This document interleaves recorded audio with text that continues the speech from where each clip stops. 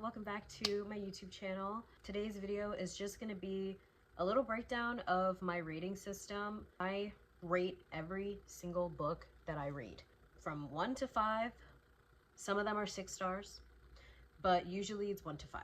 6 is reserved for those books that are like my absolute favorites. This is just going to be a little breakdown of how I rate my books. Now, more or less, rating is a feeling. It's not necessarily like there's a specific criteria that these books need to meet in order for it to be like a 4-star or a 3-star. It's really more of just like a feeling. First off is DNFs. I don't normally rate DNFs because I didn't finish the book. So why would I rate it? Literally what DNF means. DNF means did not finish. I could not fathom continuing the book. That's how little I was enjoying it. 1 stars are books that I wished I DNF'd, but didn't, because for some reason, I just decided to keep torturing myself. A good example of this is Fair Catch by Candy Steiner, which is absolutely crazy because The Love Letter to Whiskey, also by Candy Steiner, is one of my favorite books ever. That book was 5 stars for me, but the first book in the Red Zone Rival series, Fair Catch by Candy Steiner, I did not like this book whatsoever, but for some reason, I continued to torture myself and finished it. 1 star. 1 star. Then we move up to 2 star. 2 stars are books that I read them, I finished them. I don't really recommend them. They're kind of just like, like, you know, I could have gone without reading this. I also do quarter stars. So once I get to 3 stars, that's when I go 3.25, 3.5, 3.75, 4 stars, 4.25, like, I do quarter stars once I get to 3 stars. So anything in the 3-star range, from 3 stars to 3.75, are books that were good.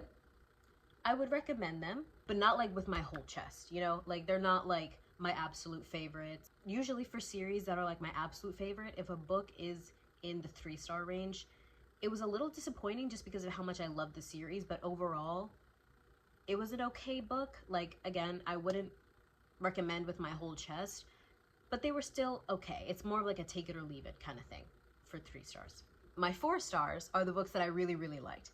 So anywhere from 4 stars to 4.75, obviously 4 stars is like, the book was okay, I enjoyed it. There were some things that I didn't like.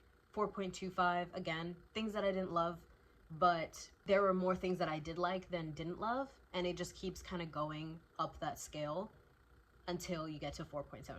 4.75 are the books that are like almost perfect, but whether it was the timing or the pacing that I read the book, like a good example of a 4.75 for me is Heartless and Reckless by Elsie Silver. Heartless to me was like a full 4.75. It was really, really good. I really loved it. I loved the 2 main characters. I loved their relationship. I loved all the tropes. I loved the dynamic, but it just didn't feel like a 5-star as opposed to Reckless. Reckless is also a 4.75, but the way that I read the book messed it up for me because I started the book and I was really loving it. I genuinely think if I didn't stop reading the book like halfway through and lose my momentum, that book could have been a 5-star for me. But there was a lot going on in my life when I was reading the book, and I had stopped for like a couple days and then picked it back up. I kind of just like lost my love for the book when I first started it. Did I have any complaints with the book? No, like 0. That's why I do think it would have been a 5-star for me if I would have read it like in a day or so, but I didn't. So it just didn't feel like a 5-star in the end. We have my 5 stars. These are for books like Redeemed by Lauren Asher, God of Malice by Rena Kent. These are books that are like damn near perfection. They are perfection to me, but they're still just like a love that is reserved for my 6-star reads. But 5 stars for me is like absolutely 0 complaints. I love every single thing about this book, and I think about this book constantly. Then there are my 6-star reads. My 6-star reads are a very select few. It is Keeping 13 and Redeeming 6 by Chloe Walsh, 2 books in the Boys of Tommen series, The Deal by Elle Kennedy, and God of Fury by Rena Kent. These books, not only do I think about them every day, but if I could have them injected into my bloodstream, I would.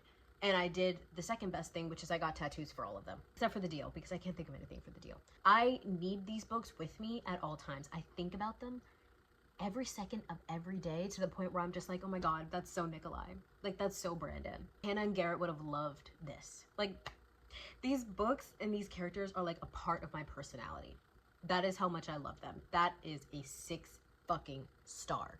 Nothing can beat these books. They are my god tiers.